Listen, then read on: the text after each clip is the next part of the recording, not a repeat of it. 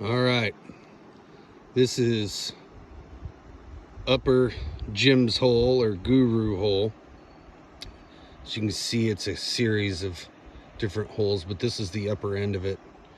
It is one big slot that comes all the way down, and it gets real deep there in the back. And we'll go back there in a minute because there's some rock structure, that type of rock structure I think everybody needs to see. But what I mainly want to concentrate on, what makes this hole special, is see that bedrock as we come down through here. We'll look at the outside. So we start up here.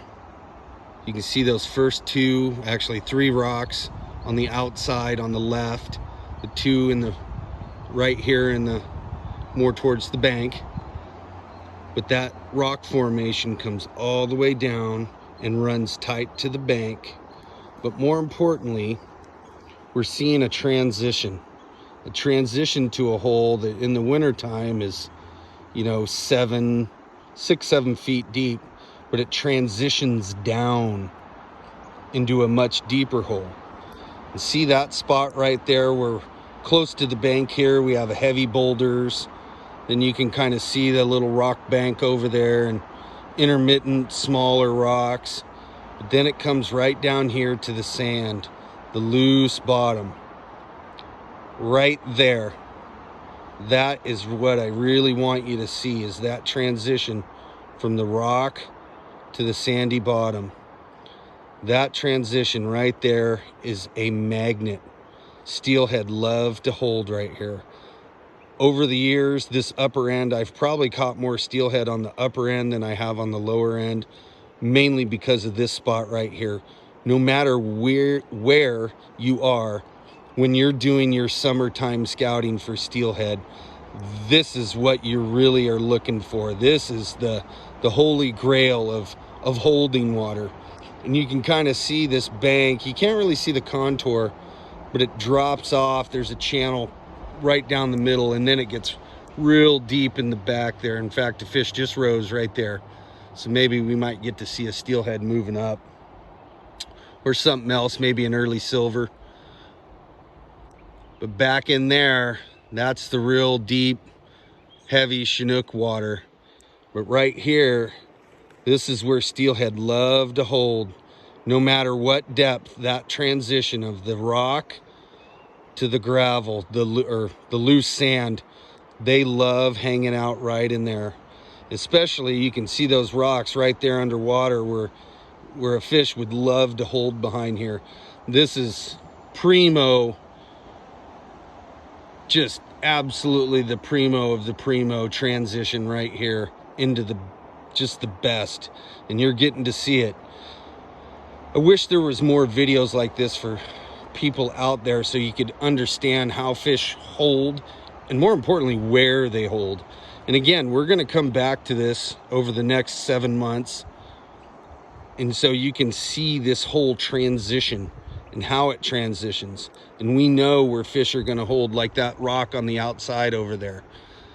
I have caught quite a few fish right in there as that river just turns right there into that rock, and they hold right there, right along that ledge. It looks like absolutely nothing, but it is everything, because those fish, there's a nice little indention where they can hide up out of the main current, even though in the wintertime you're going to see that current is ripping on that side.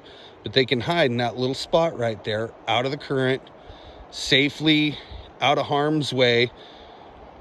They are masters at ambushing their prey. And especially, I can't tell you how many steelhead I've caught on a bobber and jig, and they don't actually take it down. They tow it from one side of the river to the other, because they're just sneaky that way. You don't even realize you got something on. You're looking at your float and it starts moving to one side, and you're, oh, hey, wait a minute here. There's something got a hold of it. Steelhead are really smart, especially if it's a steelhead that's been caught multiple times. Plus, I think from the hatchery, they probably teach them some kind of voodoo, because Those dang hatchery fish seem to just spin like nobody's business. And then as you're reeling them into the bank, they come off and break your heart. But this transition over here too is another good one where you have kind of a little rock shoot. And again, that's going to all look different this winter, but you're going to be able to see exactly.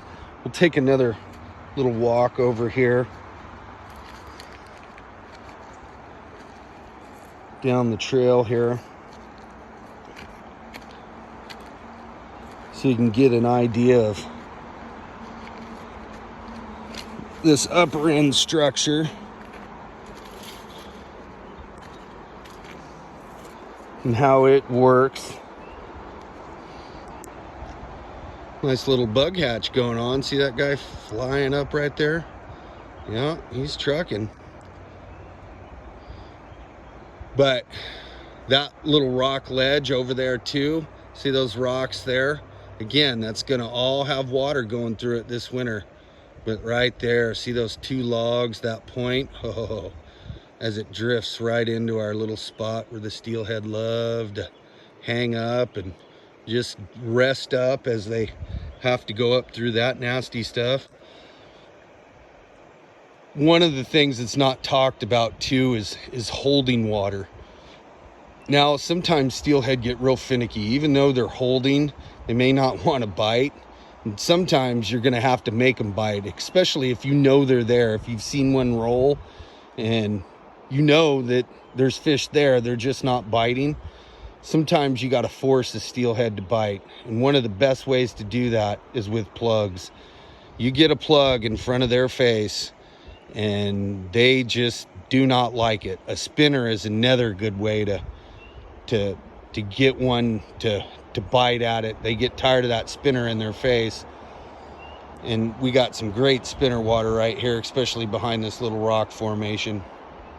And we are gonna definitely show you through these videos how you can do this too, because I want everybody to be successful. I don't want to be the only guy that catches fish, because if everybody's successful, then maybe we can make steelhead fishing in Oregon better, because it's not great right now. We're having a lot of problems, but if we all work together, we can definitely overcome those problems. And nothing brings men together faster than hunting and fishing. That's a beautiful thing. So we'll head back up the little rock formation here. We're gonna walk back. Ooh, hey, there's a rod. Maybe we should make a cast or two, huh? I will, as soon as I'm done doing this video. I didn't want to get too close to the water because I got some white on, and these summers are real spooky. You almost need to wear camouflage when you're fishing for them, but mainly I was coming down here today to do these videos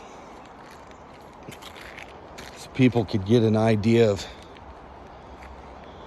what they should start looking for in structure. And that's just a big deep hole right there. Usually don't catch too many fish in this part of the hole, but I've caught some monster Chinooks in here. They love to hold in here. And there's also some really good backwater in the back there, another rock shelf with little intermittent boulders. You can see they kind of trail out right there, right along that shelf. You just kind of follow it. Same with that one right there on the far side. You can kind of see it. They just hold tight right there.